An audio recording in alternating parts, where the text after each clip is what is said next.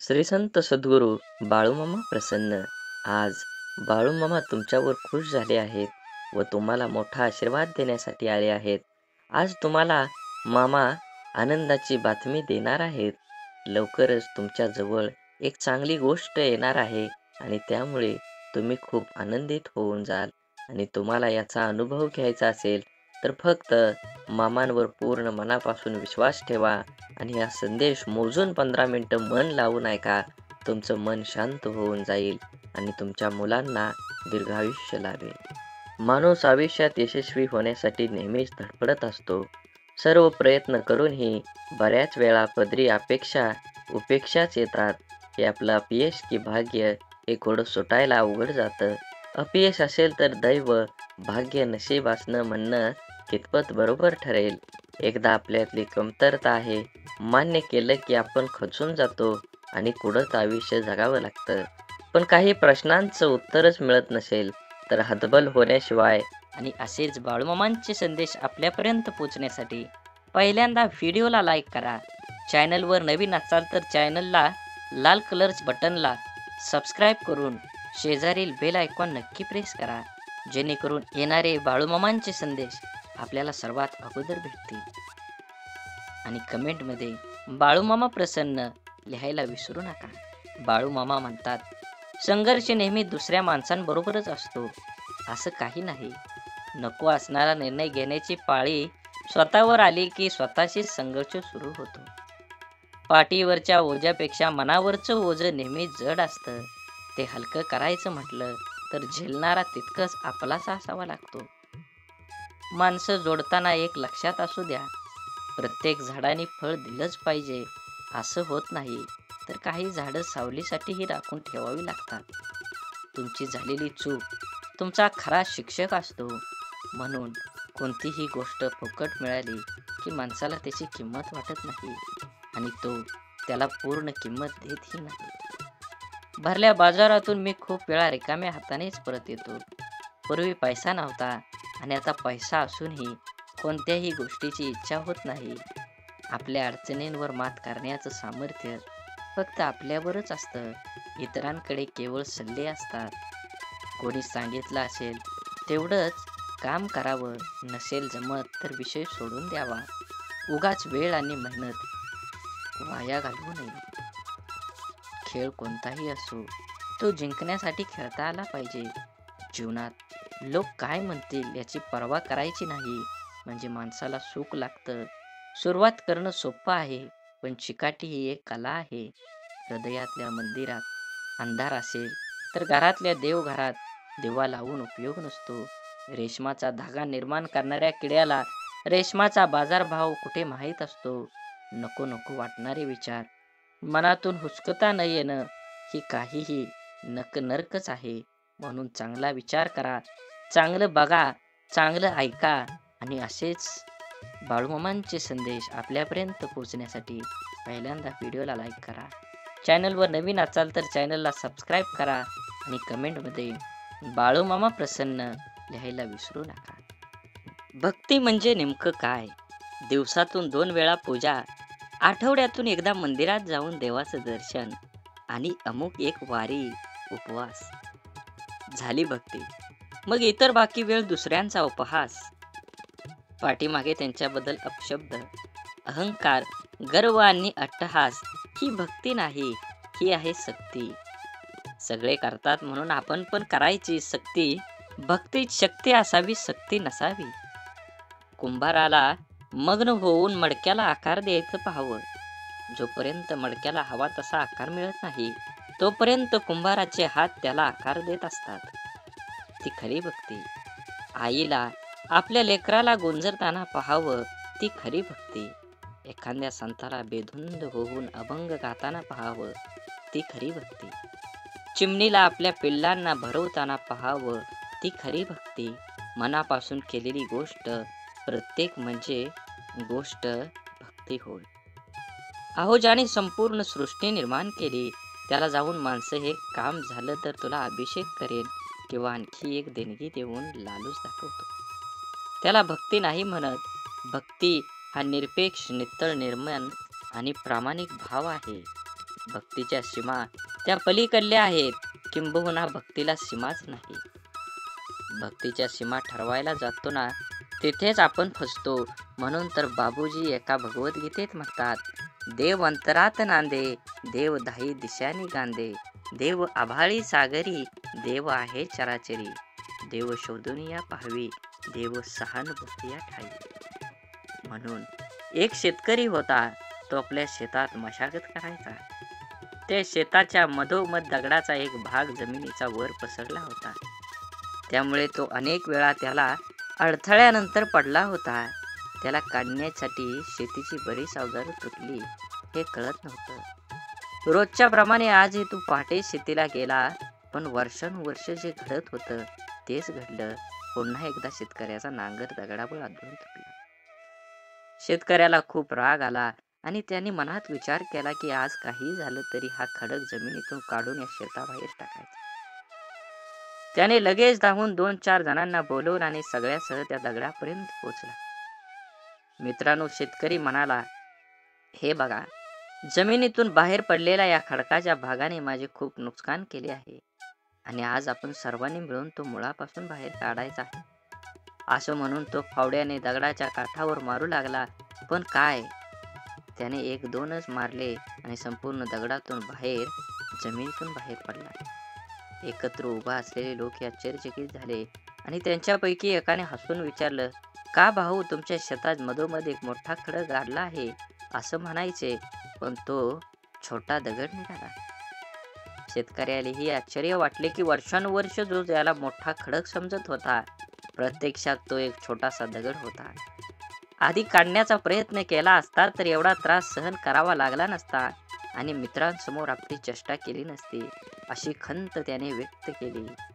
सांगण्याचा हेतू एकच, हाच की शेतकऱ्याप्रमाणे आपणही जीवनातील छोट्या छोट्या अडथळ्यांना अनेकदा मोठे मोठे मानतो आणि त्यांना सामोरं जाण्याऐवजी त्रास सहन करत राहतो. गरज आहे ती वेळ वाया न घालवता त्या संकटांची लढण्याची, आणि जेव्हा आपण हे करतो तेव्हा काही वेळातच खडकासारखी दिसणारी समस्या एका छोट्या दगडासारखी दिसू लागेल, ज्याला आपण सहज ठोकरून पुढे जाऊ शकतो. म्हणून माणसाला मीपणात आजूबाजूच्या सगळ्या गोष्टी विसर पडून जातो.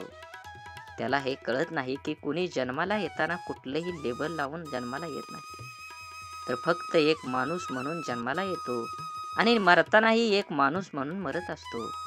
तेव्हा आपण जिवंत असताना आपल्यातील माणसांना कधी कधी सोडचिठ्ठी द्यायची नाही, कारण शेवटी तुम्ही एखाद्या पदावरचे अधिकारी किंवा विविध कार्यातील गुणवंत म्हणून कसे आहात यापेक्षा तुम्ही माणूस म्हणून कसे आहात हे जास्त महत्त्वाचं असतं. कारण आपलं ते गुणवंत व्यक्तिमत्व हे आपल्या आयुष्यातील यशांच्या शिखरावर असताना लोकांना भावलेली मुद्रा असते.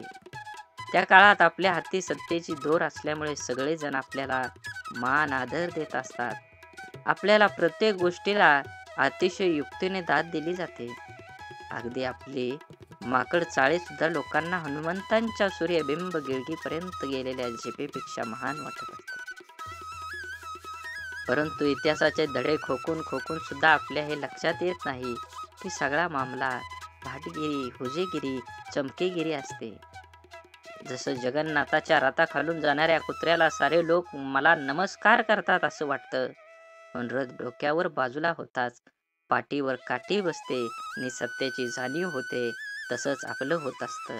तेव्हा या ठराविक कालमर्यादेत मर्याद असणाऱ्या तथाकथित मोठेपणांच्या ओळखीची हाव धरण्यापेक्षा शेवटच्या श्वासापर्यंत साथ देणाऱ्या आपल्या प्रामाणिक माणसाला अंतर कधी द्यायचा नसतो. म्हणून जीवन जगत असताना जीवनाचा आनंद घ्या, किंबहुना तुम्ही तुमच्या जीवनाचा प्रत्येक क्षणाचा आनंद घेतलाच पाहिजे. जीवन खूप सुंदर आहे, जीवनाला एक वळण दिलं पाहिजे. मोत्याच्या हारापेक्षा माणूस घामाच्या धाराने शोभून दिसतो, कारण मोत्याच्या हाराने श्रीमंती दिसते, ऐश्वर्य दिसत नाही. परंतु कष्ट करून घामाच्या जोरावर जे ऐश्वर्य प्राप्त होतं त्यामध्ये त्यांचं कर्तृत्व चमकत असतं. पावसाचे छोटे छोटे सतत पडत राहून ज्याप्रमाणे एक मोठ्या नदीला जन्म देतात, त्याचप्रमाणे आपण दररोज एकमेकाला पाठवलेले चांगले विचार सुद्धा जीवनात मोठे परिवर्तन घडवू शकतात. आयुष्य शांतपणे जगण्यासाठी मनाला अस्थिर करणारे असंख्य विचार थांबविता आले पाहिजेत. प्रत्येक शर्यत जिंकण्याआधी कठीणच असते. फक्त हार मानू नका. ज्याच्याजवळ स्वच्छ मन आणि निस्वार्थ असं माणुसकीचं धन असतं, त्याला प्रसिद्ध होण्यासाठी कोणतेही पद व पैसा अथवा प्रतिष्ठेची गरज भासत नाही. मोठे निर्णय घेताना भीती वाटणं चुकीचं नाही, परंतु भीतीमुळे मोठे निर्णय न घेणं हे खरंच चुकीचं आहे. प्रश्न होता, वजन वाढल्यावर काय करायचं? देवाचं उत्तर आलं, शरीराचं वाढलं असेल तर व्यायाम कर, मनाचं वाढलं असेल तर ध्यान कर आणि धनाचंच वाढलं असेल तर दान कर. या कलियुगामध्ये सर्वात श्रेष्ठ काय असेल तर ते दान आहे आणि दानामध्ये सर्वश्रेष्ठ काय असेल तर ते अन्नदान आहे. जेवढं आपल्याला होईल तेवढ्या परिस्थितीनुसार आपल्या समोरच्या व्यक्तीला अन्नदान केल्यानं फायदा होतोच होतो, पण पुण्याचं पारडं वाढतं आणि आपल्यावर हे देवाचे आशीर्वाद कायम राहतात. फूल नाही फुलाची पाकळी माणसानं दान केली पाहिजे. आंधळा माणूस एका मंदिरात गेला. मंदिरात दर्शन घेत असलेले लोक त्याला मागून म्हणाले, दर्शनाला आलाय, देवाला बघू शकणार का? आंधळा म्हणाला, काय फरक पडतोय? माझा देव तर मला पाहतोय ना. दृष्टी नसली तरी चालेल, पण तुमचा दृष्टिकोन चांगला पाहिजे, तर तुमच्या जीवनात विचारांचे पुष्प उमलतील. आपला स्वभाव शांत व संयमी असणं सर्वांच्या दृष्टीनं हिताचं असतं. सतत चिडचिड किंवा तापटपणा चांगला नाही. त्याचा इतरांसोबत स्वतःला पण त्रास होतो. समोरच्या व्यक्तीचं बोलणं किंवा कृती एखादी परिस्थिती शांतपणे हाताळायला आली पाहिजे. त्याविषयी प्रतिक्रिया देताना संयम दाखवला पाहिजे. आदळआपट करणं किंवा अखंड तांडव केल्यानं प्रश्न सुटत नाही. उलट परिस्थिती जास्त बिकट होते. पण काही प्रसंग असे असतात की तिथे संयम ठेवणं किंवा शांत राहणं अयोग्य ठरतं. तिथं कसंही करून परिस्थिती आटोक्यात ठेवणं खरंच खूप महत्त्वाचं असतं. म्हणून परिस्थितीची झगडून पुढं आलेली माणसं नेहमी जपली पाहिजेत. कारण जीवनाचे तत्वज्ञान ती माणसं फक्त शिकलेली नसतात, तर जगलेलीही असतात. कडकडून भूक लागली की चटणी भाकरी पुरेशी असते आणि भरल्या पोटी पंचपक्वान्न ही नकोसं होतं. तेव्हा योग्य वेळी जे मिळतं ते आपलं म्हणून स्वीकारून जीवन आनंदाने जगलं पाहिजे. जो सत्याच्या मार्गावरून चालतो त्याला अडचणी खूप येतात, परंतु देवाची त्याचे नाव बुडू देत नाही. प्रश्नांपासून नेहमीच पळता येत नाही. कधी ना कधी ते पळणाऱ्याला गाठतातच. पळवाटा मुक्कामाला पोचवत नाहीत, तर मुक्कामाला पोचवतात ते फक्त सरळ रस्तेच. मौन आणि हास्य या दोन्हींचा उपयोग करा. मौन आपलं रक्षा कवच आहे आणि हास्य स्वागताचं द्वार आहे. सूर्य पूर्वेकडे उगवला की सूर्योदय आणि पश्चिमेकडे गेला की सूर्यास्त. माणसाचं पण असंच असतं. समोरचा माणूस तुमच्या मनाप्रमाणे वागला तर तो चांगला आणि मनाविरुद्ध वागला तर तो वाईट. जीवनाच्या अडचणी कितीही असोत, चिंता केल्यावर त्या वाढतात, शांत राहिल्यावर त्या कमी होतात आणि संयम राखल्यास त्या नक्कीच संपून जातात. हवेची पण काय गंमत असते ना. चाकातून गेली तर चाक पळत नाही आणि डोक्यातून गेली तर चांगलं वाईट कळत नाही. लहान मुलांचे संस्कार देण्यासाठी आजी नावाचं विद्यापीठ घरी असायला हवं, वृद्धाश्रमात नाही. आयुष्याच्या झोपडीखाली निवांतपणाचं जीवन नुसतंच कधी बालपण हरवलेल्या दिवसाची करुण कहाणी रेखाटताना सारी पिठावरच्या सोंगट्या जगण्याचं अंतिम ध्येय शिकवत असतात. जीवन आणि मन यांचा आनंदी सोहळा म्हणजेच आपलं जीवन आहे. ते प्रत्येकानं आयुष्याच्या प्रवासात वेगापेक्षा दिशा ही फार महत्त्वाची आहे. जर हा दिशाच ठाऊक नसेल तर वेगाचा काय उपयोग. म्हणून सोनं ठेवायला लॉकर मिळून जातो, पैसा ठेवायला बँक सहज मिळून जाते, पण मनातील गोष्ट सांगायला योग्य माणूस मिळणं याला खूप भाग्य लागतं. आपले विचार हेच आपल्या भविष्याचा चेहरा आहे. नकारात्मक विचार केला तर प्रत्येक संधीमध्ये आपल्याला अडचणी दिसतात आणि सकारात्मक विचार केला तर प्रत्येक अडचणीमध्ये संधी दिसेल. जेवढी मोठी स्वप्न असतात तेवढ्याच मोठ्या अडचणी पण येतात आणि जेवढ्या मोठ्या अडचणी येतात, यश सुद्धा तेवढंच मोठं मिळतं.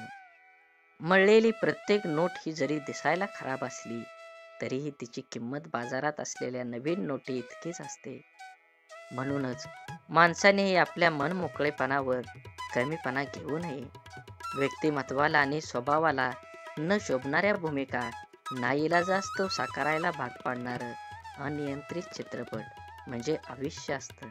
विचारांच्या शक्तीचा भविष्यावर परिणाम होत असतो. किती होतो, कसा होतो, हे ज्याच्या त्याच्या विचारावर अवलंबून असतं. आयुष्यात बालपणीचाच काळ फक्त सुखाचा असतो. प्रेमाच्या निस्वार्थी नात्याला फुलवायला वयाची मर्यादा कधीही आड येत नाही. कोणाच्याही आयुष्यातून संघर्ष जीणं कधीच संपत नाही. हे काही काळापुरतं थांबलं असेल, पण संपलेलं नाही. आनंद हा पाहिलेल्या गोष्टींपेक्षा स्वतः तयार केलेल्या प्रसंगाने द्विगुणित होतो. श्री बाळूमामा प्रसन्न. झाडे लावा, झाडे जगवा, माती वाचवा, पाणी वाचवा, सेव्ह अर्थ. आणि मनात मामांबद्दल आणि देवाबद्दल भाव असेल तर नक्कीच चॅनलला सबस्क्राईब करून व्हिडिओला लाईक करा आणि कमेंटमध्ये बाळूमामा प्रसन्न लिहायला विसरू नका. धन्यवाद.